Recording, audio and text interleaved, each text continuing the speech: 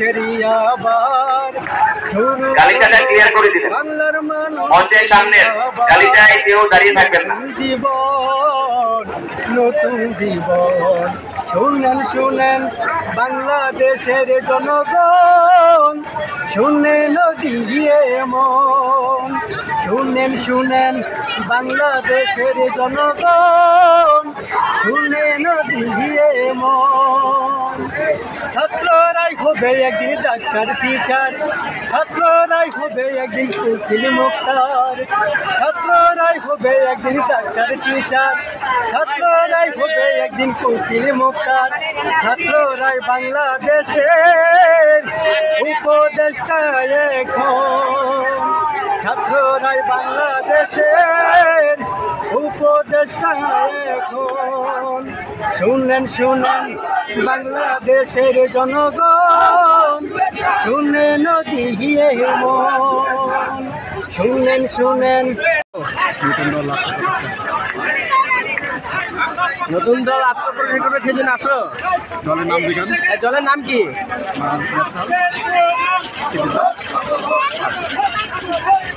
আচ্ছা, এই নতুন দলকে তুমি স্বাগতম করতে আসছো, স্বাগতম জানাতে আইছো। তোমার কাছে কেমন লাগতেছে? ভালো লাগতেছে।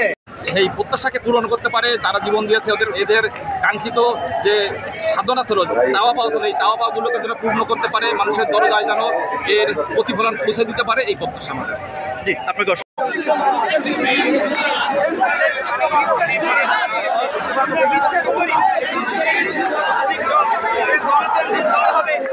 এখানে মানুষের কথা বলা হবে, তার অধিকার দিয়ে যাবে ওই উদ্যোগে এই নতুন রাজনৈতিক দলকে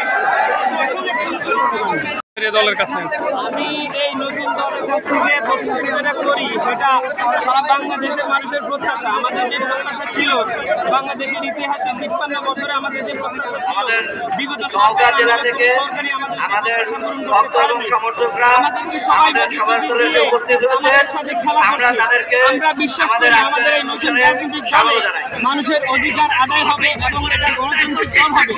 এখানে আমাদের অধিকার থাকবে, আমরা কথা বলতে পারবো, আমাদের অধিকার আদায়ে আমরা রাজপথে নেমে আমাদের অধিকার আদায়ে আমরা রাজপথে নেমে আমরা নিরাপদে বাসায় ফিরতে পারবো।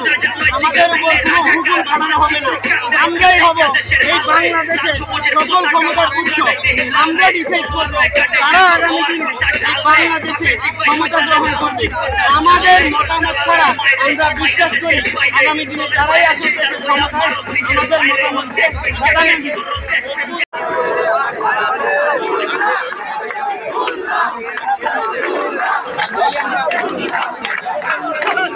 ইতিমধ্যে আপনার অনেক জেলা থেকে আপনার মিছিল নিয়ে আমাদের ছাত্র জনতার ভাই বৈষম্য আমাদের মাঝে শাহবাগ থানা সহযোদ্ধারা একটি বিশাল মিছিল নিয়ে হাজির হয়েছেন। আমরা শাহবাগ থানা সহযোদ্ধাদেরকে জানাই আন্তরিক শুভেচ্ছা। যারা ঈদের সামনে অবস্থান করছেন, আমরা বলবো যাদের কার্ড আছে, আমরা আমাদের এই আয়োজক কমিটির পক্ষ থেকে কার্ড দেওয়া হয়েছে, যাদের কার্ড আছে তারা একমাত্র প্রবেশ করবেন। যাদের কার্ড নেই তারা ভবিষ্যতে আমাদের সুন্দর একটা বাংলাদেশ উপহার দিবেন, এই আশা আমরা করি। এই জন্য আমরা এখানে একত্রিত হওয়া।